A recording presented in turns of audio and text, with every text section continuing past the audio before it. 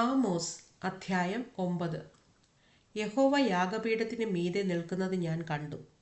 അവൻ അരുളി ചെയ്തതെന്തെന്നാൽ, ഉത്തരങ്ങൾ കുലുങ്ങുമാറ് നീ പോതികയെ അടിക്ക. അവ എല്ലാവരുടെയും തലമേൽ വീഴുവാൻ തക്കവണ്ണം തകർത്തു കളക. അവരുടെ സന്തതിയെ ഞാൻ വാൾ കൊണ്ട് കൊല്ലും. അവരിൽ ആരും ഓടിപ്പോകയില്ല, അവരിൽ ആരും വഴുതിപ്പോകുകയുമില്ല. അവർ പാതാളത്തിൽ തുരന്നു കടന്നാലും അവിടെ നിന്ന് എൻ്റെ കൈ അവരെ പിടിക്കും. അവർ ആകാശത്തിലേക്ക് കയറിപ്പോയാലും അവിടെ നിന്ന് ഞാൻ അവരെ ഇറക്കും. അവർ കർമ്മേലിൻ്റെ കൊടുമുടിയിൽ ഒളിച്ചിരുന്നാലും ഞാൻ അവരെ തിരഞ്ഞ് അവിടെ നിന്ന് പിടിച്ചു കൊണ്ടുവരും. അവർ എൻ്റെ ദൃഷ്ടിയിൽ നിന്ന് സമുദ്രത്തിൻ്റെ അടിയിൽ മറഞ്ഞിരുന്നാലും ഞാൻ അവിടെ സർപ്പത്തോട് കൽപ്പിച്ചിട്ട് അത് അവരെ കടിക്കും.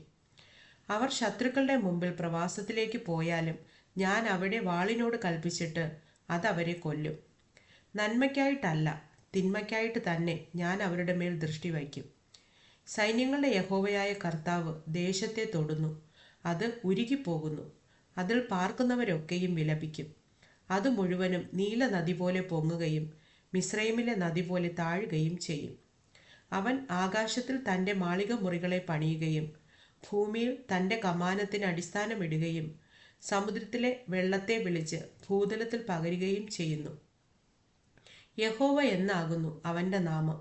ഇസ്രായേൽ മക്കളെ, നിങ്ങൾ എനിക്ക് കൂശ്യരെ പോലെ അല്ലയോ എന്ന് യഹോവയുടെ അരുളപ്പാട്.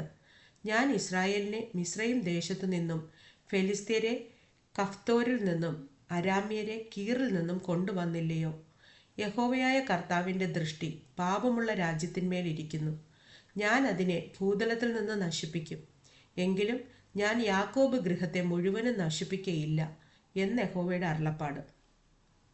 അരിപ്പ കൊണ്ട് അരിക്കുന്നത് പോലെ ഞാൻ ഇസ്രായേൽ ഗൃഹത്തെ സകല ജാതികളുടെയും ഇടയിൽ അരിപ്പാൻ കൽപ്പിക്കും.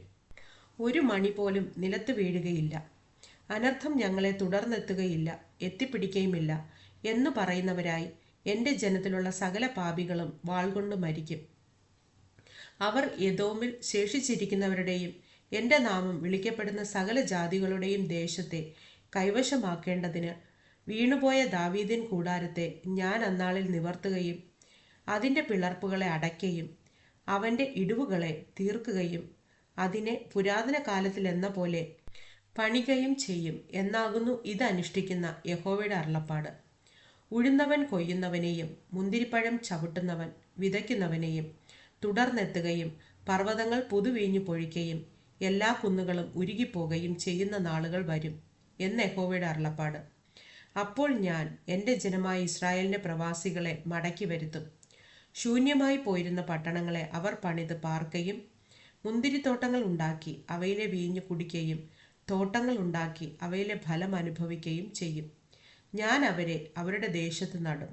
ഞാൻ അവർക്ക് കൊടുത്തിരിക്കുന്ന ദേശത്തു നിന്ന് അവരെ ഇനി പറിച്ചു കളയുകയുമില്ല എന്ന് നിന്റെ ദൈവമായ യഹോവ അരുളിച്ചെയ്യുന്നു.